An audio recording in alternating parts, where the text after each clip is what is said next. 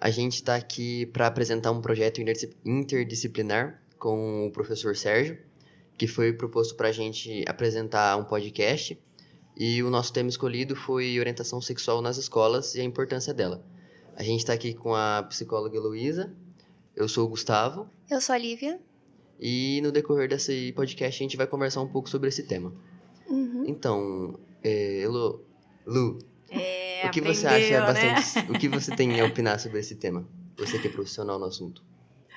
Primeiramente, Gustavo, antes de eu falar sobre essa questão específica que eu fui convidada, eu quero agradecer e parabenizá-los pela iniciativa de realizar esses podcasts com temas tão importantes e pertinentes para a escola e para os adolescentes. Então, parabenizo ao professor Sérgio pela iniciativa e vocês por toparem estarem aqui. Então, eu me sinto muito grata pelo convite. Quero dizer que eu estou muito feliz de poder estar aqui com vocês para bater esse papo, porque quando eu recebi as temáticas e vi, dentre elas, a questão da sexualidade, eu optei também por ela, pela importância dessa temática. Não que as outras não tenham, todas têm, mas é porque ela também tem, na minha vida, uma trajetória, Eu já trabalhei com a questão da orientação sexual em escolas, tanto aqui em Leme como em Campinas, com crianças e também adolescentes. Então, eu tenho uma certa experiência nessa temática e estar aqui para poder contribuir e apresentar um pouco também, do que eu já realizei é muito gratificante. E como você também logo se corrigiu, Gustavo? Eu brinco que, apesar de eu me chamar Heloísa, e gosto muito do meu nome, meu apelido não é Elo, não porque eu não goste de Elo, mas é porque não me é familiar. Então, fiquem à vontade se vocês quiserem me chamar de Lu, que é o meu apelido, ou de Heloísa, tá bom? Eu sou psicóloga e, como eu disse, também tive experiência nessa área dentro das escolas. Hoje eu sou psicóloga infantil, atendo crianças até 11 anos, e realizo, então, meu trabalho com as crianças e as famílias. Mas o contexto escolar sempre foi o meu local de circulação, desde a graduação. Quando eu estava me formando, eu participei, no meu último ano, de um projeto de orientação sexual dentro de escolas em Campinas.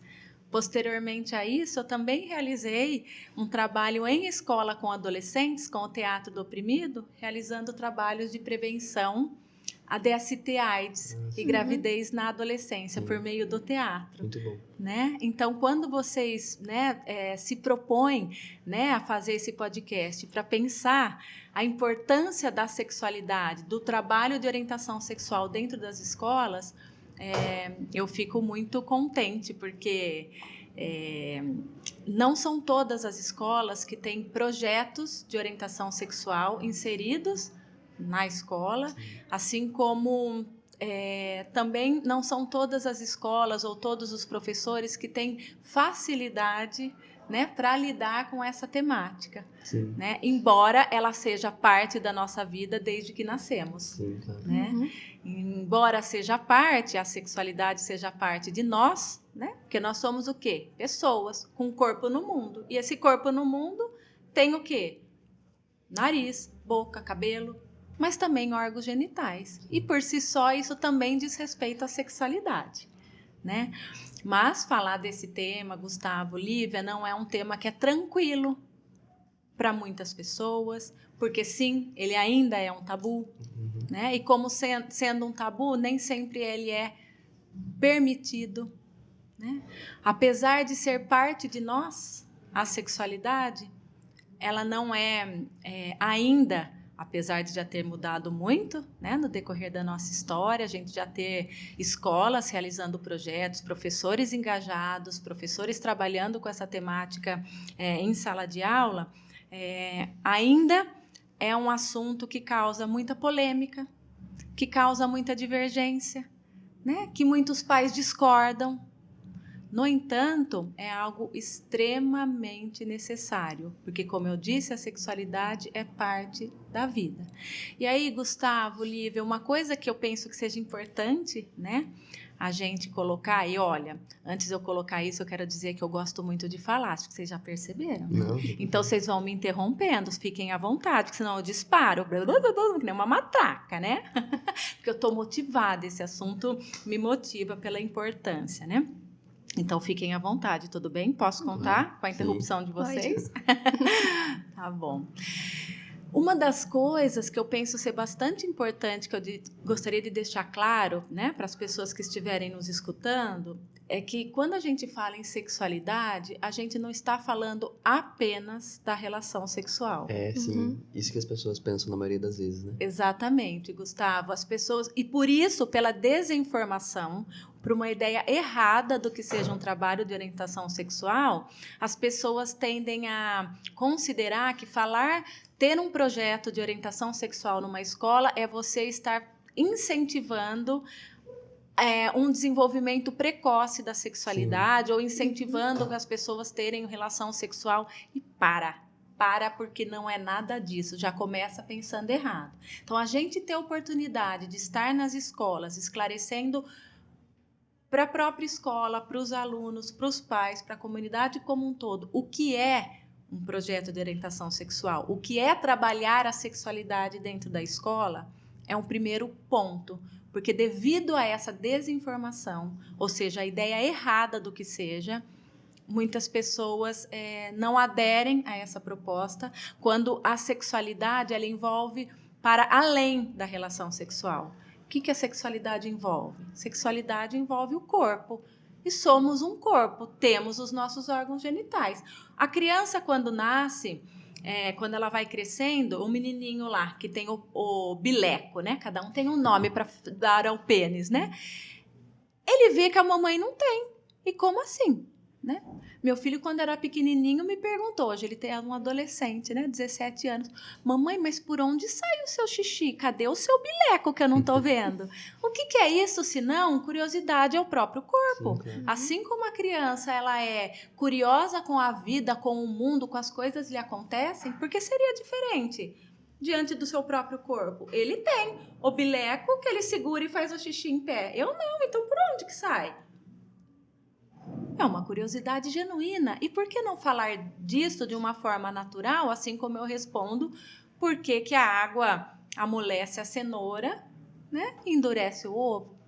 São curiosidades. Só que, devido à sexualidade ser um tabu, né, ser algo que as pessoas não têm facilidade para falar, geralmente as crianças e os próprios adolescentes, eles são impedidos de falar no assunto, quando na verdade o assunto já existe. A sexualidade, ela circula por todos os lugares, porque ela está em nós.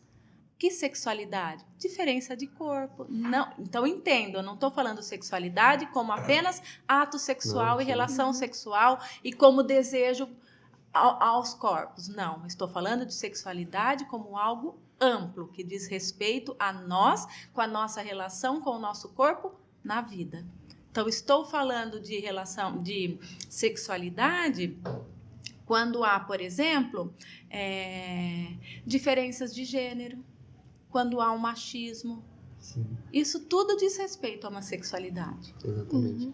Eu acho que esse assunto deveria ser abordado pelas escolas desde muito novo, de uma forma pedagógica, não óbvio como você falou, sobre nem tudo é sobre relações sexuais. Se ensinar para as crianças de uma forma pedagógica. Por exemplo, que as pessoas não podem tocar, fazer o que querem, sim, que elas saberem o que tem no corpo delas. É muito importante. Com certeza, Gustavo. Você sabe que, né, quando a gente fala de trabalho de orientação sexual, tem diferenças a partir das diferentes idades. Então, assim, se eu não me engano, foi em 1996 que a sexualidade entrou como um tema transversal, né? Ou seja, fazendo parte de um assunto necessário a ser trabalhado por todas as escolas a partir de diferentes disciplinas, não só biologia, mas também história, geografia, enfim, né? Justamente porque começou-se a perceber que, devido ao alto índice de gravidez na adolescência, o alto índice de doenças, né, sexualmente transmissíveis, era necessário falar sobre esse assunto. E se era necessário, aonde também inseri-lo? Dentro da escola. E por quais outros motivos? Justamente por a questão da violência sexual e de abusos. Né? Então, quando a gente tem um trabalho organizado de uma maneira formal, por meio de disciplinas ou projetos, como costuma acontecer a partir do 6º ano, né? Ou a partir de temas transversais que começam desde a educação infantil, das diferenças, né? O menino tem bileco, a menina não, como é meu corpo, o que eu posso fazer com ele, o que eu não posso, onde eu deixo tocar, onde eu não deixo, o que pode, o que eu quero, o que eu não quero, né? Tudo isso já deve ser trabalhado desde o ensino infantil, sim, justamente como uma forma e uma possibilidade de autoproteção, né? Porque é provado por meio de estudos, e isso é muito bom, né? O quanto falar sobre a sexualidade, portanto, sobre o próprio corpo, sobre o respeito ao próprio corpo, sobre o respeito ao corpo do outro, auxilia na diminuição nos índices de tanto gravidez como doenças, mas também no aumento de crianças e adolescentes que têm um encorajamento para poder fazer a própria denúncia, para poder dividir com alguém aquilo que até então ela vivia sozinha. Né? E por que isso? Porque justamente, pensa uma criança que tem seus órgãos tocados por um adulto, e na maioria das vezes um adulto conhecido. Pois é. Uhum. Ela vai se confundir, tipo assim, né? O adulto vai lá todo sedutor, querendo mostrar que tudo bem, é um agrado, é um carinho. Não, não é um agrado, não é um carinho. Carinho e agrado a gente faz em outros lugares, não nas genitálias, isso não é permitido. Quando isso é dialogado, informado, trabalhado com a escola desde cedo, se isso acontece com a criança, ela já vai deixar. Já vai, né? Tem gente que até, quando acaba acontecendo isso, acaba se culpando. Uhum. Né? Com certeza, Gustavo, é muito comum. Acaba pensando que é comum aquilo acontecer, né? Por causa que não tem estudos. Exatamente. O abuso, ele acontece por vários motivos, mas a denúncia, né, não é levada adiante justamente pela confusão que muitas vezes a criança pode fazer, justamente pela culpa que muitas vezes ela pode sentir, isso é muito comum, de tipo, ai, fui eu que provoquei. Não, não é. Ninguém provoca o abuso, então, portanto, ninguém é responsável e culpado. A vítima, né? Ninguém não. A vítima não é responsável ou culpada, né? O abusador, sim. Então, isso que vocês estão fazendo, né, com o podcast ou os próprios trabalhos de orientação sexual, ele é bastante importante justamente porque eles já começam a trazer um alarme de tipo, olha, as coisas acontecem, independente da gente falar ou não. E o falar a respeito, ou ter um espaço para a troca, diferente do que as pessoas pensam, que assim, vai estar estimulando determinadas coisas. Não. É a abertura para o diálogo que propicia que cada um de nós, sejamos crianças, adolescentes ou até mesmo adulto, tenhamos a possibilidade de olhar para aquilo que nos afeta e começar a pensar, opa, o que eu estou fazendo? O que eu posso fazer com o meu corpo? Então não é pecado me masturbar? Eu posso? Mas olha, meu namorado está querendo ter relação comigo, mas eu não estou pronta. Mas e se eu tiver? E se eu não tiver, será que ele vai procurar outra? Então, assim, ter esses espaços para provar que quem decide o que fazer com seu próprio corpo é a pessoa. Isso não incentiva e não estimula um desenvolvimento precoce da sexualidade. Pelo contrário, isso favorece, Gustavo, Lívia, que cada um dos adolescentes tenha uma consciência daquilo que desejam, sem uma pressão externa. Então, projetos de orientação sexual, dentre outras coisas, propiciam o desenvolvimento de uma sexualidade muito mais saudável. E por quê? Porque ela vai trazer um respeito ao seu corpo. Só faz com o meu corpo aquilo que eu permito, e não o que o outro deseja. Eu sou dona do meu corpo, o outro é dono do corpo dele. O respeito às diferenças de orientação sexual, héteros, homossexuais, bissexuais. Isso, se não trabalhado na escola, há preconceito acontecendo, querendo a escola, os adolescentes querendo ou não, acontece, né? E ter o espaço para que esses respeitos às diferenças emerjam é bastante importante. Quer fazer alguma pergunta? Então, falou, tipo, a falta desse estudo na escola, que pode provocar, né, na vida dos adolescentes, que você está falando, que pode mais provocar no futuro deles? Quando, Lívia, a gente não aborda o assunto de uma forma organizada, e é importante eu mencionar que esse tipo de organização, como eu estava dizendo anteriormente, ele já existe estruturado, né, pelo governo a partir dos temas transversais. Então, o que significa isso? Que esse assunto ele deve ser trabalhado na escola desde o ensino infantil, por meio de uma organização da própria escola, auxiliando as crianças a entenderem o seu corpo, o respeito às diferenças, entre outras coisas. Quando a gente chega, né, num 6º ano, que é outra idade, existem escolas que estruturam e organizam, além dos temas da sexualidade como um tema transversal, organizam projetos de orientação sexual ou incluem uma disciplina relacionada à sexualidade. Então, compõe a grade curricular uma disciplina para se trabalhar sobre o assunto ou por meio de projetos, como eu posso dar exemplos do que eu já participei. Então, assim, necessariamente já tem estruturado e organizado situações para ser abordada a sexualidade. Mas ela é sempre abordada? Não. Ela é abordada da forma como deveria? Não. E por quê? Ainda há muita dificuldade para se falar sobre o assunto. Nem todos os professores estão preparados ou se sentem em condições para trabalhar de uma maneira que possa favorecer o desenvolvimento desse tipo de trabalho. Então, exige-se capacitação, exige diálogo e formação do próprio corpo docente, né?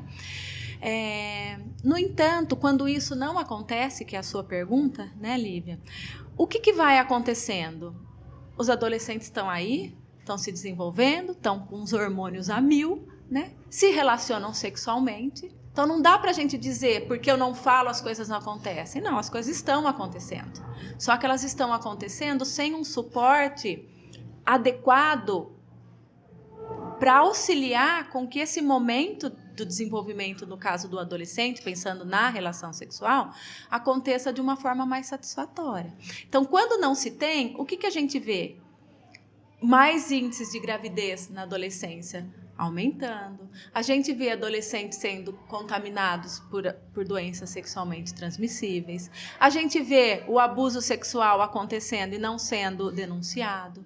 E se a gente pensa a escola como um espaço de troca e de relações afetivas e que os professores são pessoas fundamentais nas nossas vidas, né? Tanto de crianças, adolescentes como de adultos, é um local muito propício para esse tipo de discussão e diálogo e de projetos, justamente porque a criança ou adolescente, se ele se identifica, se ele tem um afeto, se ele tem um vínculo com o professor, é por meio desse professor que ele vai ter condições de se abrir, de falar de coisas, ou até de um próprio abuso, né? Por isso que é tão comum vir da escola esse alarme da criança estar sendo abusada, porque ela confia. Né? Então, quando não se tem, quando não há um canal de abertura num contexto escolar, todos esses prejuízos eles podem acontecer. Portanto, o contrário também é verdadeiro. Quando a gente tem num contexto escolar uma base sólida, organizada por meio de disciplina, projeto, ou as coisas acontecendo por meio da transversalidade das disciplinas, a gente tem um suporte, um diálogo afetivo e efetivo para conseguir com que as nossas dúvidas sejam trocadas. Porque senão a gente fica a gente com a gente mesmo, ou a gente com os nossos pares, mas nem sempre essas trocas trazem o benefício que a gente queria. Porque há muitas, a gente sabe, né, nas relações entre os pares, às vezes há o bullying, há o preconceito, a disputa, né, a desinformação. Uma vez eu trabalhando com adolescentes, né, eu falei que eu trabalhei em Campinas, e a gente falando lá, né, porque nem todos os adolescentes sabem pôr preservativo, né? E aí, assim, um falava assim, mas, então se o preservativo ele é tão importante, eu vou colocar 2. Não, porque uma borracha na outra vai furar. Então, a intenção dele era se proteger tanto que queria colocar 2. Não, né? Eu estou trazendo esse exemplo para mostrar que o que parece óbvio para uns, não é. E se a gente não tem esse espaço de dialogar, como é que fica? Outra questão muito comum que eu via os adolescentes trazendo lá, né? Eu sempre levava uma banana para colocar o preservativo, né? E aí levava de tamanhos diferentes e tudo mais. E aí começou a surgir a partir disso sobre a questão do tamanho do pênis. E aí, olha que coisa importante, porque muitos adolescentes ficam envergonhados ou ficam com aquele mito de que o tamanho é importante. Então, se o meu pênis tem um tamanho tal, ai meu Deus, e agora? Para tudo, vamos olhar para isso, vamos ver que não é isso, né? Só que, olha só, às vezes as pessoas podem estar inibidas por determinadas coisas, que quando elas são dialogadas, aquilo acalma, né? Mas não é um assunto que todas as pessoas têm essa facilidade de falar, no caso, como eu estou tendo aqui com vocês, né? E por isso é tão difícil, né? Porque o professor, por exemplo, ele pode ter vergonha, né? Mas, por isso que precisa abrir espaços para que esses professores também sejam formados, para que eles também não corram o risco, né, de trazerem os próprios preconceitos para a sala de aula, né? Pelo contrário, para que esses professores tenham a abertura e a possibilidade de abrir diálogo para as diferenças, mas não trazer as suas próprias crenças e julgamentos, mas ser aquele que propicie a problematização de coisas. Sim, por isso que é bom que você falou ter um profissional nessa área que você tem uma relação afetiva na escola. Ou até mesmo palestras, ou sei lá, qualquer coisa que puder trazer informação sempre ajuda. Com certeza, Gustavo, você traz, né, algo que é bastante importante, que é assim, pode ser que determinada escola não tenha estruturado um projeto de orientação sexual, no sentido dele ter um início, meio e fim, dele ter organizado dias da semana e etc. Mas isso não impede da escola trazer profissionais externos ou mesmo os próprios professores para que a abertura do diálogo a essa questão aconteça. Então, palestras são muito bem-vindas, podcast também, né? Tudo que vocês, né, pensarem e propuserem a respeito do assunto é sempre algo benéfico, sempre é benéfico, porque sempre vai estar chacoalhando aí preconceitos, vai estar trazendo informações e, portanto, lidando com a desinformação, né? Então, é sempre muito importante.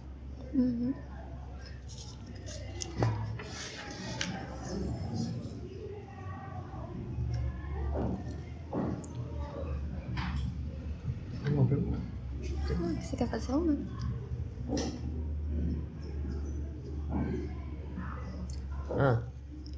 Primeiramente, você disse que deve ser abordado desde do infantil, né, esse assunto. Como você acha que deveria ser abordado esse tema? Para as crianças mais novas, assim? Diferente, né, de alunos já no ensino fundamental, quando a gente fala lá no 6º ano, né, quando já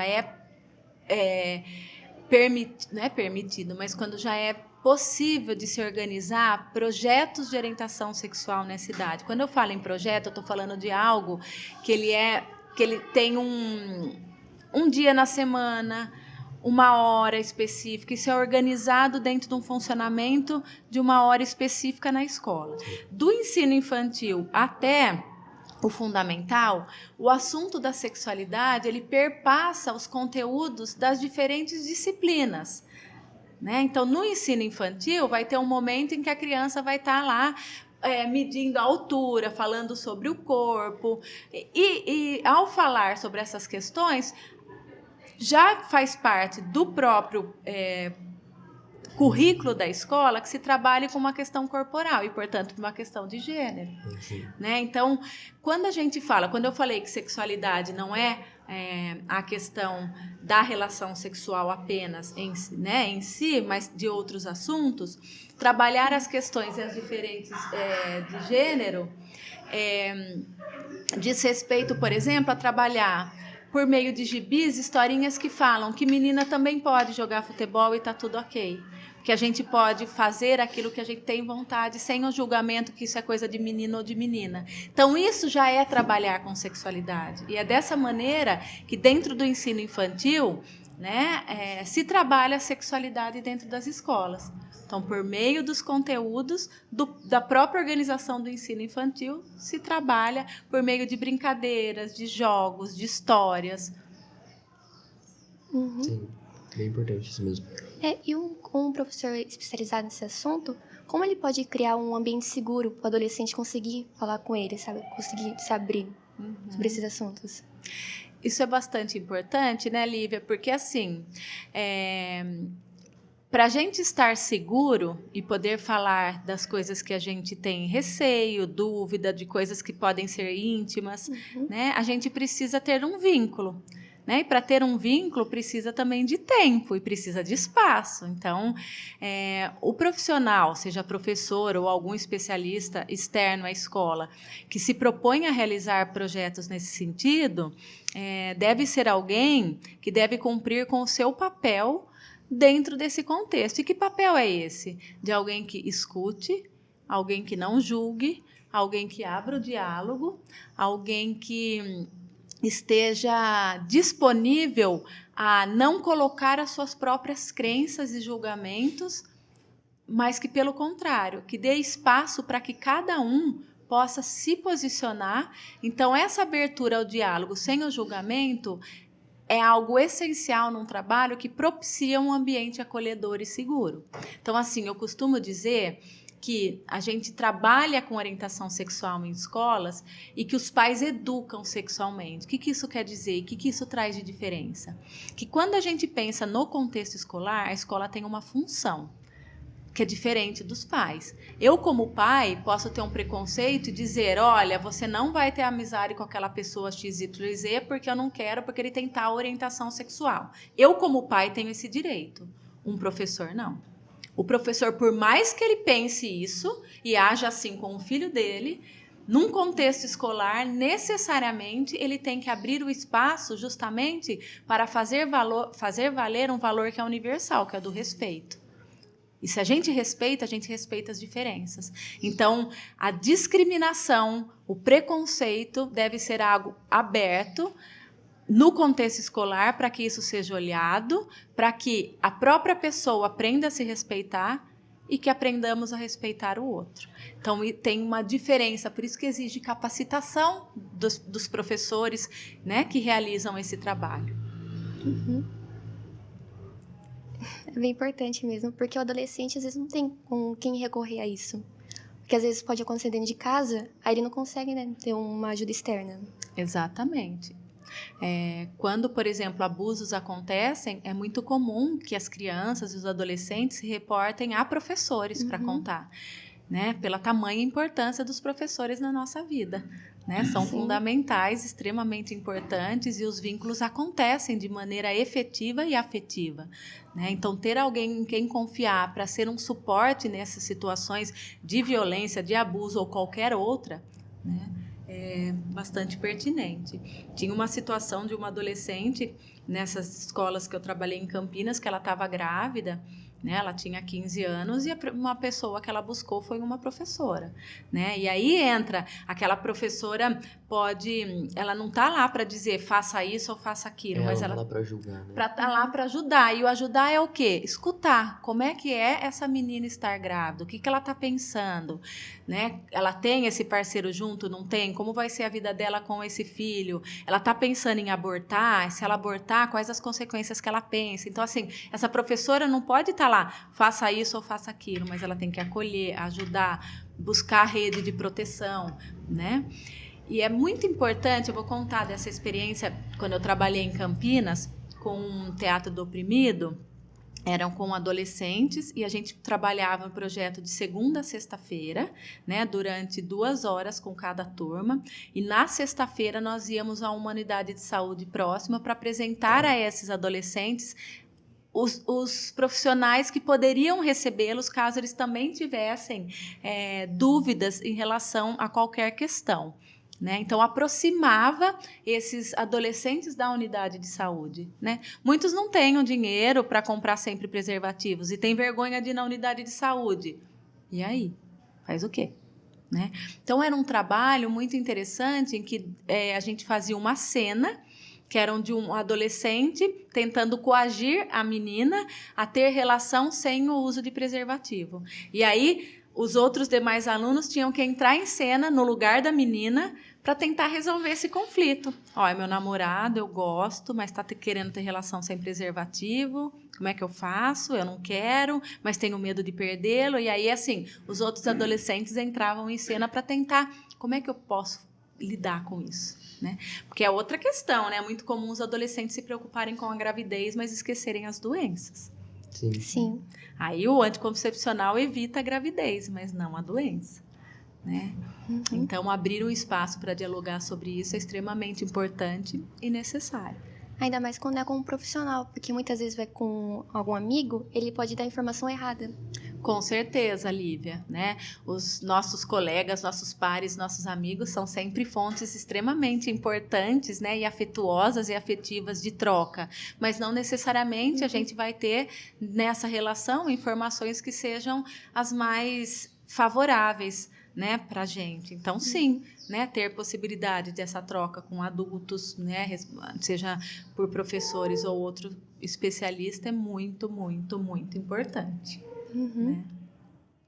Eu achei bastante interessante você falar das suas experiências de quando você trabalhou lá em Campinas. Tem mais alguma coisa interessante que você possa falar?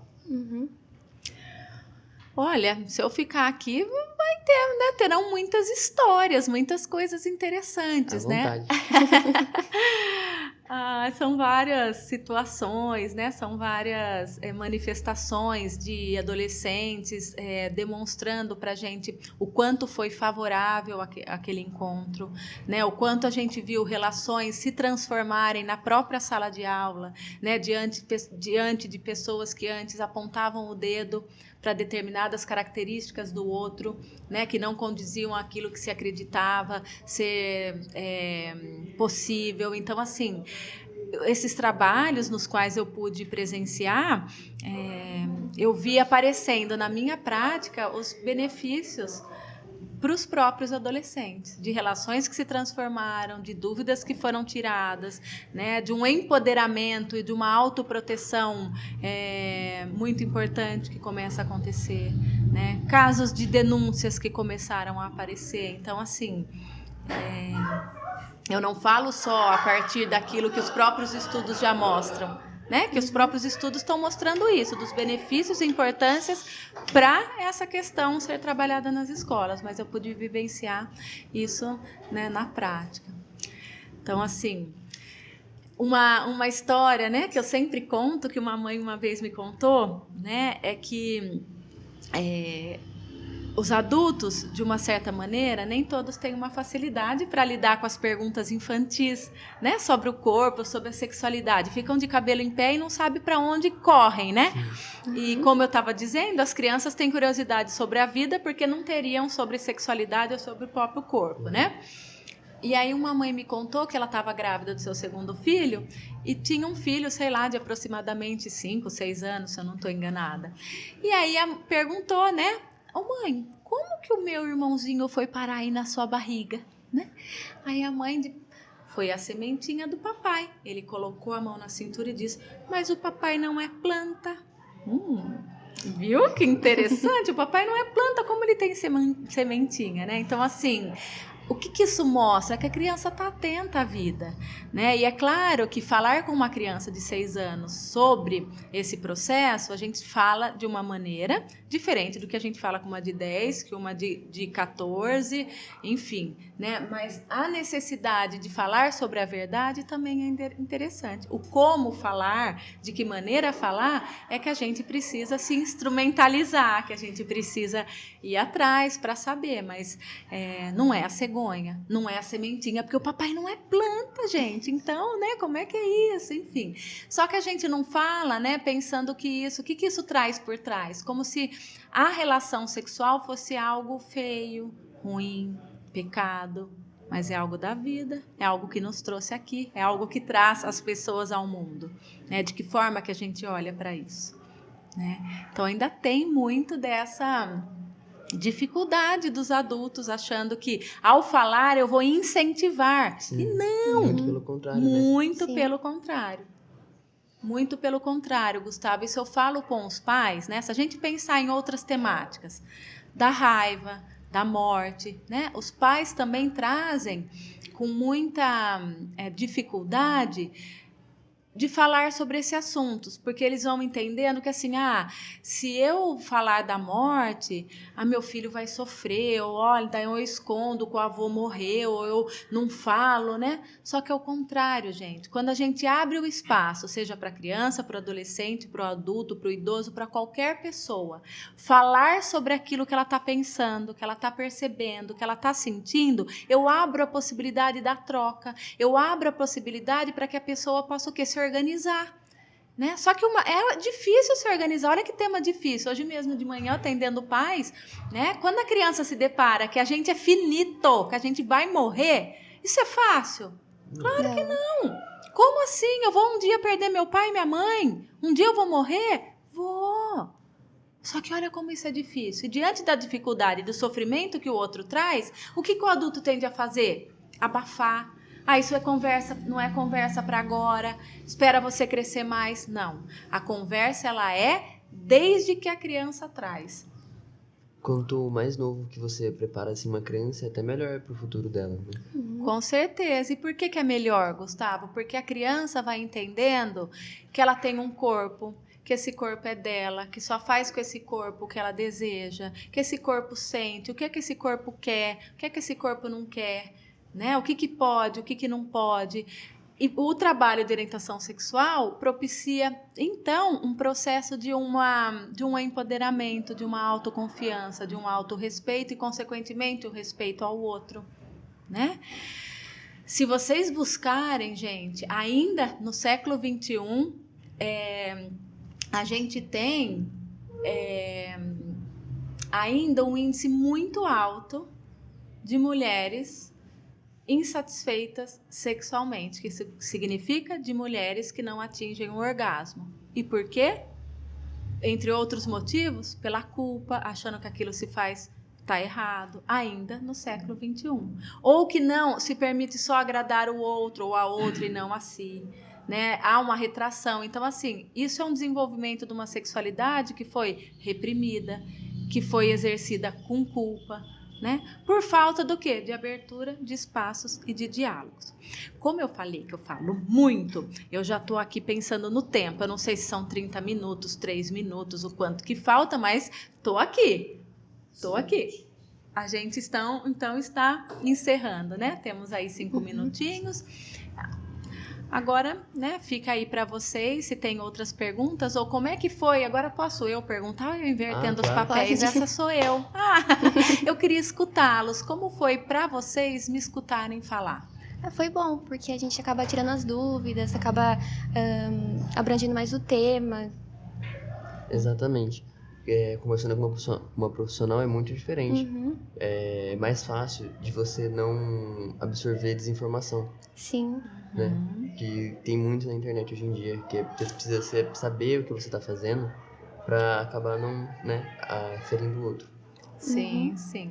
Então, vocês estão trazendo exatamente um dos aspectos que diz respeito à orientação sexual, a importância dela, que é a gente trazer informações corretas, né? E não desinformação, como tem muito de achar, né? Que vai estimular um desenvolvimento precoce da sexualidade, não é nada disso. Espero que pela minha fala isso tenha ficado claro. Sim, claro. Quero dizer que foi um prazer muito grande estar aqui com vocês Um prazer nosso, com novamente. certeza. Parabenizo vocês por estarem aqui, parabenizo a proposta, parabenizo ao professor Sérgio e fico à disposição no que vocês precisarem. Sim. Agradeço você por ter vindo, aceitar a proposta. Agradeço ao professor Sérgio por ter, né, proposto isso pra gente, ter feito esse podcast, assim como os outros grupos. E é isso. Uhum. Obrigada.